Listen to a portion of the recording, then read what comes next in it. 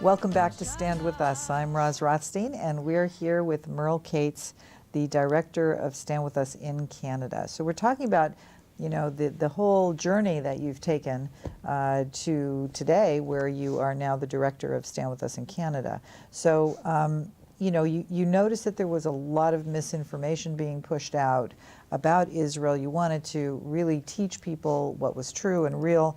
And then young people started coming to your events, young adults from the college campuses, and then you began to hear what?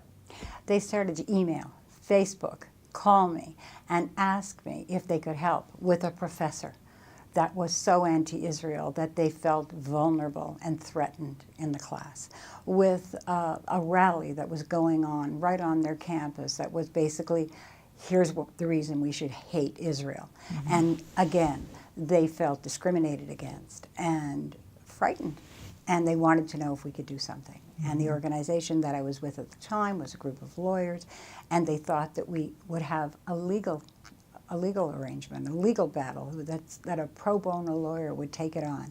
There wasn't anyone. But what we could do was bring in speakers to their campus, and I finally did an international conference with speakers like Elliot Chodoff, Phyllis Chesler, a lot of the people who speak for Stand With Us, and I used Stand With Us materials, and they spoke about it. It was a 10-hour conference. We had 400 people, and what I wanted to do was show that campus was turning into a hotbed of hatred, mm-hmm. and that students that wanted to just go to school should have the right to do that. So I put a student panel together as well of students that were not Muslim and not Jewish and didn't know about the conflict one way or another or care about it.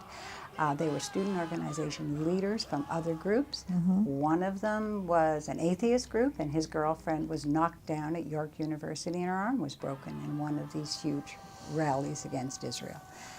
It's always, it was a real eye-opener. It seems to me, just sitting from here, and by the way, even before you and I ever met, we were very aware of the problems in the Canadian universities. Actually, we've had fellowship, which included Canadian students for years, and so we were supporting those students. We were bringing materials to their campuses. We were sending them speakers. We were sending them funding. We were trying to help them from here, but it's so much better having you there, I must say.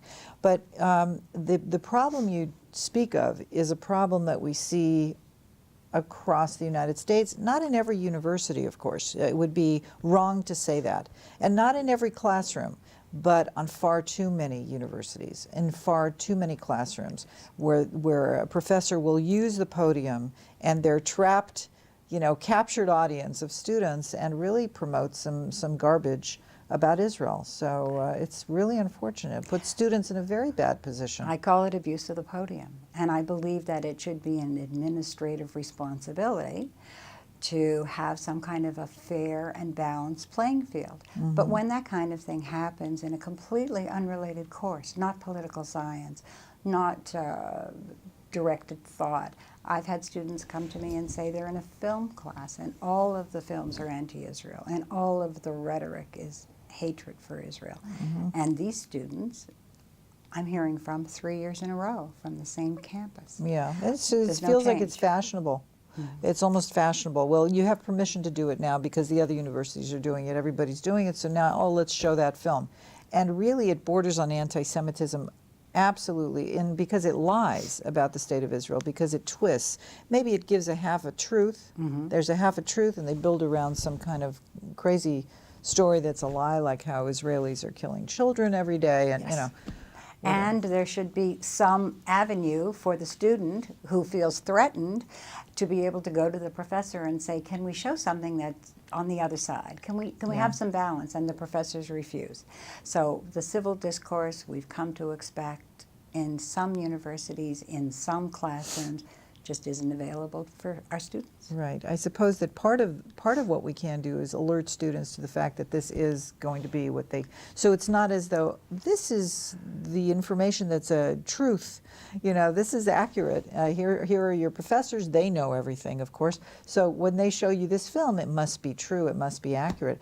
You know, you prepare students by saying, you may see these crazy films that absolutely twist the truth about the state of Israel, because that's the intention of the filmmaker, because maybe they're anti-Semitic, or maybe they don't want the state of Israel to exist. And, you know, that's the backdrop of the goal behind it. Yes. And the student is left in a very vulnerable position because they want to pass. So what happened? That's right. So then you started working on the campus?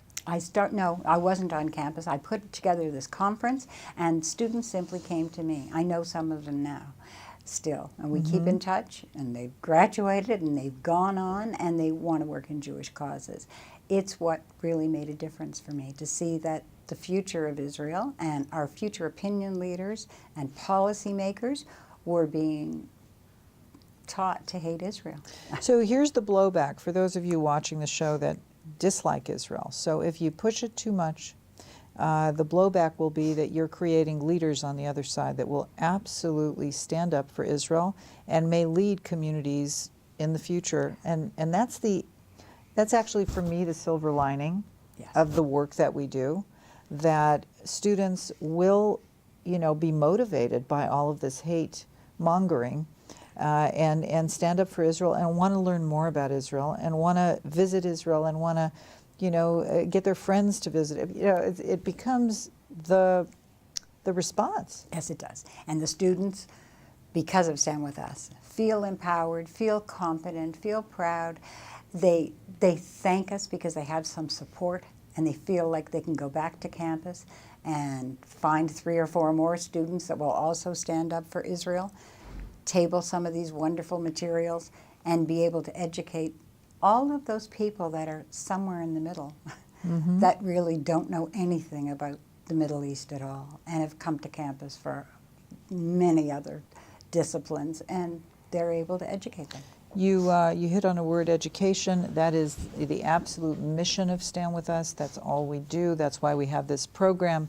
We are all about education. We're going to come back in a few minutes, and I want to hear what's going on today in Canada for you as the director of Stand With Us in Canada.